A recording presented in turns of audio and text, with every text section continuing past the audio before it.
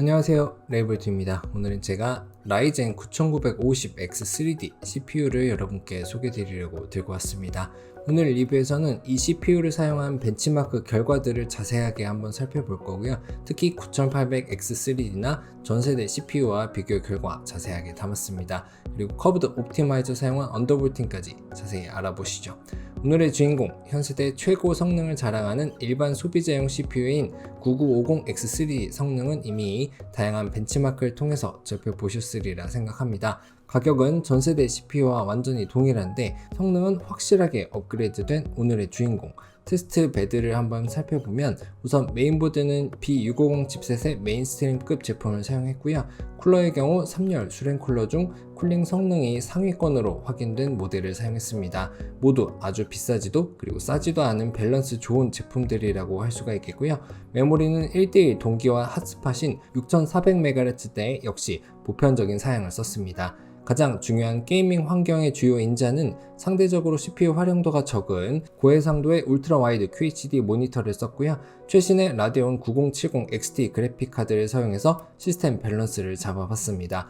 바이오스 설정에서는 기본 PBO 그리고 X4 설정만을 사용했는데요. 여기에 주된 변경점으로는 커브드 옵티마이저 네거티브 20 설정을 통한 언더볼팅 결과도 한번 자세하게 비교해서 보여드리도록 하겠습니다. 자, 그럼 많은 분들이 궁금해하실 게이밍 테스트 결과부터 바로 살펴보도록 하겠습니다. 올해 상반기 최대 히트작인 몬스터 헌터 와일즈에서는 게이밍 킹 CPU인 9800X3D와 거의 같은 성능으로 완전히 동급의 모습을 보여줍니다. 게임마다 조금씩 이 편차가 다르긴 하겠지만 해상도가 높을수록 아무래도 CPU가 게임 성능에 미치는 영향이 적은 것이 주된 이유로 보이네요. 설정을 바꿔봐도 큰 차이가 없었고요. 작업뿐만 아니라 게임에서도 탑티어의 성능을 보여준다고 이해하시면 되겠습니다. 다른 게임인 사이버펑크에서는 앞선 결과와는 조금 다르게 9950X3D가 더 좋은 결과를 보여줍니다만 제가 볼 땐 큰 차이는 아니라고 보이네요. 회차별 편차와 같은 변수를 고려하면 역시 동급 그리고 게임에 따라서 조금씩 다르다고 평가할 수가 있겠는데 게임 플레이 시 전력 소비량을 보면 9800X3D 대비 월등히 높은 수치를 기록하고 있어서 게임용으로 사용한다면 CCD 일부를 끄는 X3D 터보 모드를 쓰는 것이 좋은 선택지가 되겠습니다. 다만 놀라운 부분은 전력 소비량은 높지만 온도는 정말 착한 수준을 유지한다는 점이 되겠네요. 게임 플레이 시 클럭은 최대 부스트 클럭보다는 한참 아래인 3000MHz 중반을 유지한 게 확인됩니다. 이어서 작업 성능 확인에 가장 대중적으로 사용되는 시네벤치 R23 결과를 보면 9800X3D보단 역시 코어 수만큼이나 너무나도 월등한 점수 차이를 보여줍니다. 이 9950X3D의 존재 이유를 보여주는 대목으로 코어 수가 동일한 이전 세대 790X3D보다도 상당한 수준으로 성능이 상승한 게 확인되는데 동시에 커브드 옵티마이저까지 살짝 더해주면 한 번 더 상당한 수준으로 상승하는 게 보입니다. 43,000점은 이전 세대뿐만 아니라 동일 세대의 9950X CPU의 성능마저 뛰어넘는 수치로 이는 이번 X3D가 공정과 수율면에서 이전 일반 X3D 대비 더욱 발전한 부분이 있다는 것을 짐작하게 하는 결과로 그간 X3D CPU가 일반 X CPU보다 클럭이 낮고 작업 성능도 소폭 낮았던 경향을 완전히 뒤엎었네요. 강력한 작업 부하 조건에서 클럭은 기본 설정에선 4900MHz 수준을 유지하는 게 보이고 언더볼팅을 적용하면 확실한 클럭 상승 효과를 유발해서 5100MHz 수준을 꾸준히 유지합니다.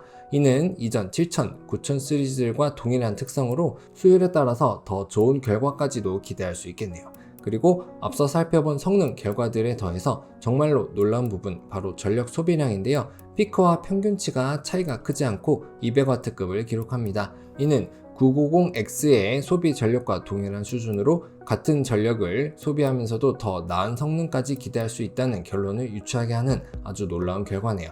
그리고 언더볼팅은 전력 소비를 줄이기보단 클럭을 높여서 추가 성능을 확보하게 하는 방향으로 세팅됐다는 것도 앞선 결과들과 조합해보면 유추해볼 수 있겠습니다. 3D 캐시 탑재가 되었지만 일반 X보다도 확실히 더 좋네요.